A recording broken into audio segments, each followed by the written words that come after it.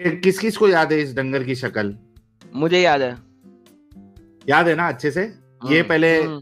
उनके झुंड में बैठा करता था, उनके पैनलिस्ट का हिस्सा था। पता नहीं उनके साथ क्या इसका मामला हो गया है, ये अब उनके साथ नजर नहीं आता है। मुफ्ती है, इसका नाम क्या है यार? मुफ्ती, कौन सा मुफ्ती है? देख लेना जरा एक बार, मैं नाम भूल ये जाता हूँ पटेल के उसका साथ बार बैठा बार। होता था। पटेल के साथ बैठा होता था पटेल अक्सर। और ये डोरेमोन, ये सबके हम्म। साथ एक साथ बैठते थे। हाँ हाँ, ठीक है। बिल्कुल बैठते थे। अच्छा, इससे सवाल, अच्छा ये इसकी थोड़ी व्यूअरशिप जो है वो इंस्टा पे इसने बना ली है, मेरे ख्याल से यही वजह है, क्योंकि ये यूट्यूब पे चला नहीं। तो ये इंस्टा पे जो है अच्छी खासी फॉलोअरशिप, फॉलोअर्स लेके बैठा है और थोड़ा व्यूज व्यूज भी अच्छे लेके बैठा है। तो ये क्या करता है, अभी मोस्टली सवाल एक स्क्रीन पे रखता है और उसके बाद उसका जवाब देता है। तो ये क्या सवाल है, जरा ये क्लियर नहीं दिख रहा है, जरा आप पढ़ दोगे मुफ्ती, अमित साहब क्या? हाँ जूम मैं करो। पूछता हूँ। मुफ्ती इस्माइल नाम है ना इसका? हाँ, मुफ्ती शमाइल, मुफ्ती शमाइल, यस। हाँ, क्लासेस के लिए नमाज कजा करना, ये सवाल है। हाँ नहीं, पूरा पढ़ो ना, सवाल एग्जैक्ट पढ़ो। इतना ही है ना, क्लासेस के लिए नमाज कजा करना। अरे भाई ये पूरा सवाल देखो ना इधर स्क्रीन पे। हाँ वो अच्छा, वाला पूरा पढ़ो। अस्सलाम वालेकुम मुफ्ती साहब, क्लासेस के लिए नमाज कजा कर सकते हैं क्या? अच्छा, अब ये देखिए, मुझे बताइए कि बहुत से लोग जो सवाल करते हैं कि भाई ये मोमिन हजरात जो है वो आ, पढ़ाई को इतना सीरियसली क्यों नहीं लेते, आगे क्यों नहीं बढ़ते हैं, स्टडीज कंप्लीट क्यों नहीं करते, ये बहुत से लोगों का, आप लोगों का और जेन्युइन डाउट है, जेन्युइन सवाल है, आप लोगों का होता है ना? क्यों होता है? क्योंकि इन जैसे डंगर मार्केट में इतने सारे भरे, ये तो ऑनलाइन है, ऑफलाइन ऐसे कई सारे डंगर है। और इसी वजह से मैं मोमिन हजरात को कहता हूं कि भाई हमें आप लोगों की फिक्र है, हम आपसे मोहब्बत करते हैं, आपके बारे में सोचते हैं, आपको बेवकूफ बना रहे हैं उलमा, आपको कहीं का नहीं रखेंगे अगर आप इनकी चक्करों में पड़ोगे तो। अब इससे एक सिंपल सा सवाल किया गया जो कि पूछने वाला भी पागल है। ये दर्शाता है कि ये लोग जो है कितने ज्यादा दिमागी अपंग और अपने इस्लाम और उलमा के भरोसे पे बैठे हुए हैं। क्या आप में से कोई जाके पंडित से सवाल करेगा कि भाई पंडित जी, हम लोगों की क्लासेस होती है, क्या हम क्लासेस अटेंड करें कि जाके मंदिर में जाके घंटियां बजाए? आप मुझे बताओ, आप में से कोई जाके अपने पंडित से, या कोई क्रिश्चियन है वो जाके अपने फादर से जाके सवाल करेगा इस तरीके का? आई एम श्योर आप लोग नहीं बोलेंगे। लेकिन मोमिन हजरात इतने दिमागी अपंग है कि ये सवाल तो करने जैसा है ही नहीं, उसके बाद भी ये सवाल कर रहे हैं।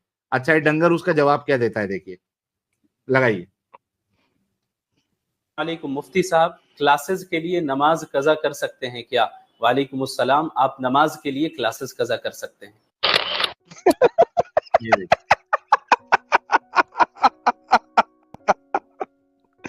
नमाज के लिए क्लासेस कज़ा कर सुना सकते आपने? हैं। बिल्कुल सुना सर। आप क्लासेस के लिए नहीं, नमाज के लिए क्लासेस कजा कर सकते हैं आप डंगर को ये। अच्छा, इसमें और एक मैंने वीडियो भेजा था, लिंक शायद अमित को वो भेजा या नहीं भेजा है, उसमें था कि भाई मेरी क्लास रहती है, जो टाइमिंग है उस हिसाब से मेरा जोहर और असर का शायद 2 वक्त का उसने बताया था कि वो नमाजें छूट जाती है, नमाजें छूट जाती है, मैं क्या करूं? तो कहता है कि ये कोई बहाना नहीं है, आप, ये कोई जेन्युइन बहाना नहीं है कि आप नमाजें छोड़ दें। आप वो ब्रेक ले, आप कुछ भी उनको बहानेबाजी करे, लेकिन जाए और जाके नमाज पढ़े, नमाज नहीं छोड़ सकते। आप सोचो सर जब बात इस तो तरीके से। जेंगू है इस मामले में कि इस्लाम यही तो सिखाता है आपको, एग्जैक्टली अगर देखा जाए तो। तो भाई मैं तो यही कह रहा हूं ना एडम साहब, कि जब मुसलमानों के दिमागों में ये भरा जाएगा कि आपके लिए स्टडी इंपॉर्टेंट नहीं है, आपके लिए नमाज ज्यादा इंपॉर्टेंट है, ऐसी नमाज जो आपको समझ में भी नहीं आती, आप क्या पढ़ते हो, आपका ध्यान भी नहीं रहता उसमें, लेकिन वो ज्यादा इंपॉर्टेंट है, आपकी क्लासेस, आपकी स्टडीज, आपका फ्यूचर, ये सारी चीजें इंपॉर्टेंट नहीं है। डंगर कहता है कि नमाज, क्लासेस कजा कर दो, नमाज कजा नहीं करो। तो भाई कैसे फिर मुसलमान आगे बढ़ेंगे, कैसे डिग्रियां हासिल करेंगे? साहब 29,500 डंगरों ने लाइक कर रखा है इस पोस्ट को। करेंगे ही ना भाई, सोचो, मानने वाले ऐसे मुसलमान हैं तो ये क्यों नहीं बेवकूफ बनाएंगे? ये हाल है इनका। तो आई होप आप लोगों को ये जो सवाल आप लोगों के अंदर आता है कि भाई ये क्यों नहीं पढ़ते, क्यों नहीं सीरियस लेते, क्यों नहीं आगे बढ़ते, उसकी वजह खुद इस्लाम और इस तरीके के डंगर मौलवी है जो उनके दिमागों में डालते हैं कि भाई ये जिंदगी असल नहीं है, इसकी पढ़ाई असल नहीं है, दुनियावी तालीम असल नहीं है ये, और डंके की चोट पे आके बोल रहा है। सोचो 30,000 लोग उसको लाइक भी कर रहे हैं। ओके, ये तो हो गया एक वीडियो।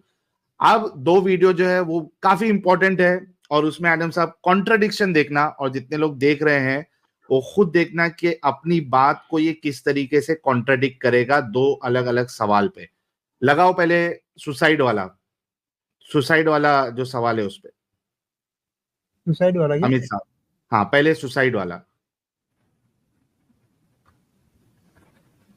हाँ दो लिंक जो आपको भेजे थे ना। हाँ हाँ, ला रहा हूँ। आ गया ना? हाँ लगाओ, ये कुछ सवाल भी पड़ेगा, लगाओ। अच्छा, सवाल यही पकड़ लेगा ना? हाँ वही पड़ेगा, गौर से सुनना सारे लोग। एडम साहब आप भी। जी जी। सुसाइड इंसान के मुकद्दर में लिखी होती है कि इसकी मौत सुसाइड से होगी, या इंसान का खुद का फैसला होता है? ये इंसान का खुद का गलत फैसला होता है। अल्लाह रब्बुल आलमीन ने उसे सुसाइड करने पे मजबूर नहीं किया। तकदीर अल्लाह के इल्म का नाम है, यानी ऐसा नहीं कि उसके मुकद्दर में चूंकि लिखा है कि वो सुसाइड करके ही मरेगा तो अब वो मजबूर हो गया सुसाइड करने पे, नहीं, बल्कि वो अपने चॉइस से ये गलत फैसला लेने वाला था जिसका इल्म अल्लाह के पास पहले से था, लिहाजा अल्लाह रब्बुल आलमीन ने उस चीज को लिख दिया। लिहाजा ऐसा नहीं है कि वो मजबूर हो गया तकदीर की वजह से सुसाइड करने पे, बल्कि वो अपने चॉइस से ये गलत फैसला लेने वाला था, इसका इल्म अल्लाह के पास पहले से था, अल्लाह रब्बुल आलमीन ने उस इल्म को लिख दिया, इसे ही तकदीर कहते हैं। यार ये क्या बकवास है यार, ना सीरियसली। बकवास। अरे एडम साहब, ये अभी अपनी ही बात से कैसे कॉन्ट्रडिक्ट करेगा? खाली लोगों के समझने के लिए मैं इसको थोड़ा आसान कर देता हूँ। ये कह रहा है, और इस पे हमने एडम साहब, आपने और मैंने काफी दफा काम डिस्कशन किया हुआ है। मैंने मुल्ला मौलवियों को कॉल कर करके इसके ऊपर बैंड बजाई है। आप देखिए कि सिंपल सा सवाल है कि जो सुसाइड अगर कोई कर रहा है तो उसकी तकदीर में लिखा हुआ है, इस वजह से कर रहा है वो, या क्या मामला है, किसकी गलती है? क्योंकि अगर तकदीर में लिखा हुआ है इस वजह से कर रहा है तो उसकी कोई गलती नहीं बनती। तो डंगर कहता है कि भाई वो तकदीर में जो लिखा हुआ है वो इस वजह से लिखा हुआ है क्योंकि अल्लाह को पहले से ये मालूम था, उसको इल्म था कि ये आगे जाके सुसाइड करेगा, इस वजह से अल्लाह ने उस पे लिखा था। मतलब उसके पास फ्री विल थी, इस वजह से उसने किया। लेकिन चूंकि अल्लाह का इल्म जो है वो अनलिमिटेड है, इस वजह से अल्लाह ने तकदीर में लिखी हुई। मतलब जो तकदीर में लिखा हुआ है वो एक्चुअली अल्लाह का इरादा नहीं है, अल्लाह का डिसीजन नहीं है वो। ठीक है, अल्लाह का डिसीजन होने वाला था, मालूम था, इस वजह से अल्लाह ने लिखा। ये इस वीडियो में इसने बताया। सही कह रहा हूं मैडम साहब? हाँ जी, उसने ये बताया। अब इसी से खुद ही रिजेक्शन ले लेनी तो मैं देने लगा, मैं गुस्सा आ रहा है मुझे। नहीं, नेक्स्ट वीडियो में वो खुद रिजेक्ट करेगा। लगाओ दूसरा वीडियो, लाया जाए। हाँ, ये दूसरा वाला। हाँ, दूसरा वाला। मुफ्ती साहब, अगर कोई लड़की पसंद हो तो अल्लाह से उससे निकाह के लिए दुआ मांग सकते हैं ना? जी हाँ, बिल्कुल आप मांग सकते हैं, बशर्त ये कि आप किसी नाजायज काम में मुलव्वस ना हो, यानी उनके साथ मसलन गुफ्तगू करना, चैटिंग करना, उन्हें देखना, बदनजरी और इस तरह की चीजें ना हो। आप दुआ मांग सकते हैं, और साथ में आप रिश्ते का पैगाम, जो असल तरीका है कि आप उनके वली को अप्रोच करें और अपने रिश्ते का पैगाम आप उन्हें भेजें, और फिर अगर अल्लाह ने मुकद्दर में लिखा होगा तो वो चीज़ आसान हो जाएगी, वो निकाह आसान होगा। और अगर आपके लिए किसी और चीज में खैर होगा तो अल्लाह रब्बुल आलमीन वो खैर का मामला आपके साथ। यार ये क्या बकवास है, बहनचोद गांडू। कॉन्ट्रडिक्शन होगा तो हो जाएगा, खत्म होगी ना गेम। तो इसका मतलब है there is no free will. अगर अल्लाह ने लिखा होगा तो होएगा, भावे जो मर्जी पुटला है, ता होएगा जो अल्लाह ने लिखा है। यार कॉन्ट्रडिक्शन, एक ही आलिम के मुंह से कॉन्ट्रडिक्शन आप लोगों ने देखा। सुसाइड के मामले में इसने कहा था कि नहीं, तकदीर में इस वजह से लिखा हुआ है क्योंकि अल्लाह को मालूम था, उसके पास फ्री विल थी। अब जैसे ही शादी के ऊपर सवाल आया कि मुझे पसंद है, मैं शादी करूं या बातचीत कर सकता हूं, तो कहता है कि तकदीर में लिखा होगा तो उससे शादी होगी। साहिल साहब एक वीडियो चला दो छोटी सी मैं भी। Yes please. ये ले, ये देखो, लेकिन एडम साहब इससे पहले